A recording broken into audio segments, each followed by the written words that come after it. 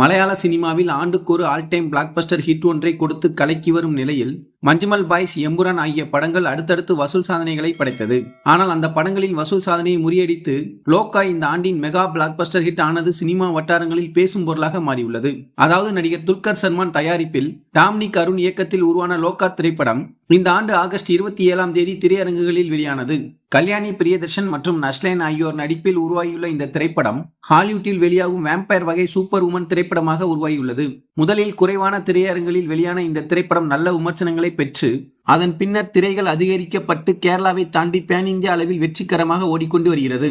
அதேபோல் வெளியாகி ஒரு மாதம் ஆகியுள்ள நிலையில் இன்னும் கணிசமான திரையரங்களில் படம் ஓடி வருவதும் குறிப்பிடத்தக்கது.